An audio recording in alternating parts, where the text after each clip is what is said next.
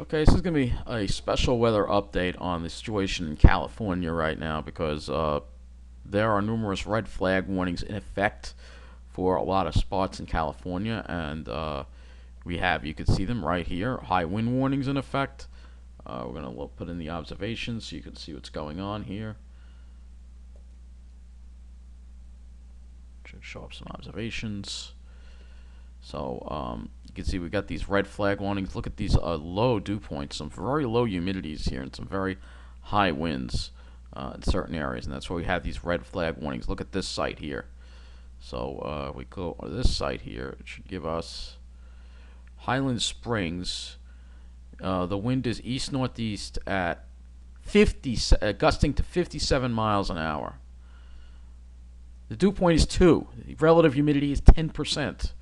So these are some of the conditions they're dealing with in California. Some really just unusually dry, very windy conditions. You can see a lot of the state is in a red flag warning here. Here's another site here that's reporting some very strong winds. So at Whaley Ridge, we have an east-northeast wind gusting to 48 miles an hour and only 9% relative humidity. So these are the conditions that are being dealt with, and there are more fires going on even in the southern part of the state. So the whole state is really just dealing with a lot of fires right now. Now, things have improved. I don't see any red flag warnings in effect right now for San Francisco because the Diablo winds there have died down. So in the north, I believe they call them Diablo winds. In the south, they call them Santa Ana winds. But they mean the same thing, which is a hot or warm, dry wind that is that causes fires. So let's take a look at Santa Rosa again, Santa Rosa, California. So the conditions at Santa Rosa right now, 59 with smoke and haze. So if we go back, we'll see that the winds did pick up last night. Yeah, you can see some gusts here. Some gusts up to 35. Again, very low humidity, 13%. So these are the kind of conditions, and they've been dealing with smoke from the Kincaid fire. So they've been pretty much thick smoke across that entire area. All right, this is another site called Cal Fire. This is the fire.ca.gov/incidents, and you can see here's the Kincaid fire. It's at over 66,000 acres, and it's only 5% contained. Then you have these other fires, the Saddle Ridge fire, which is contained, the Tick fire, which is 70% contained, but the Burris fire is not contained at only 20%. The Sky fire, which is 90% contained, and the Swarday fire, which is not contained. And this maps all the fires that are going on across California. So let's see if we can zoom this in here so we can show you what's going on, at least with the Kincaid fire, because that's the biggest one right now. You can see, look, we got some two big fires here. So you have one in the Western National Forest, and this one. Look at how big that is. Zoom in a little more here. So this is the area that it's burned. Look at that. That's huge. That is huge. So it's a huge fire across this area here. It's just burning so much, and it's just and there's going to be another Diablo wind for tomorrow. So it's going to spread. It's still not contained, and it's still going. And you know, I know there's a fire around LA, but I don't think they map these. I don't know. I don't know if they. I don't know why they're not on here. But there's another one around LA. There's Kincaid, Sonoma, Tick fires. Oh, it's the Tick fire. All right, so it's the Tick fire. So the fires are very this Kincaid and Yeti fire. So you have numerous fires going on in California right now.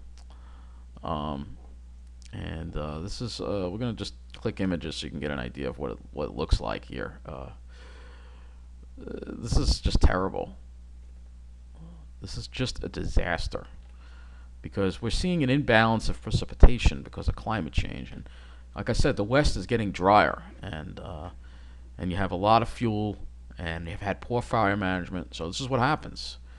So I want to go power outage U.S. and show you that much of Northern California is in a complete blackout right now. So this is mainly around Northern California. The southern part, they're not doing this. This is all PG&E that's doing this.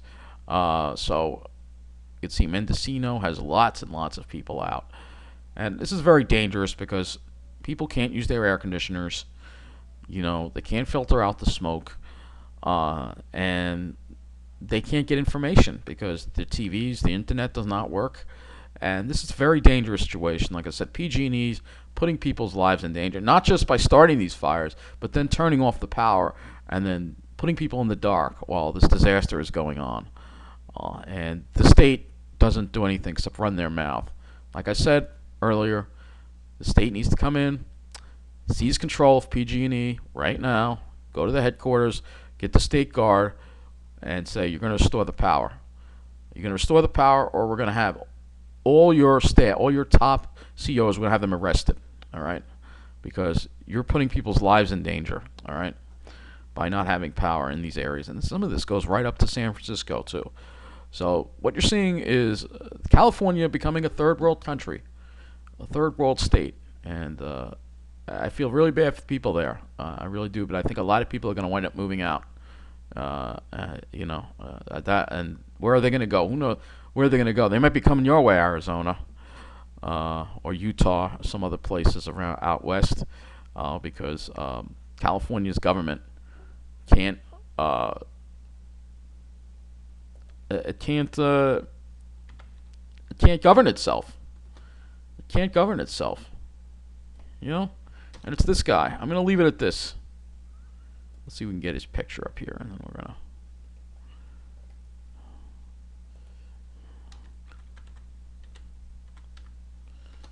This guy, right here. This guy. Yeah. Newsom. You know what demographic he represents. So, and there's connections that he's been paid off by PG&E too. So it's obvious he doesn't care about the average person in California. He only cares about his own kind, right? And most of those people probably live in the city of San Francisco, and they're not being affected. Most of these areas that are being affected actually are not rich areas. Paradise was not a rich area. It was actually a relatively low-income area. He doesn't care about those people. He only cares about his own kind. And that's why he's not doing anything about PG&E. Like I said, my prayers go out to all of you in California with what you're going through right now. And the next thing you need to do when there's an election, you got to get yourself a new governor. Because this guy, he doesn't care about you at all. He only cares about his own kind.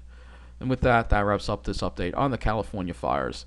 Let's pray for California right now because they need all the hope and prayers we can send their way with what they're going through. Take care.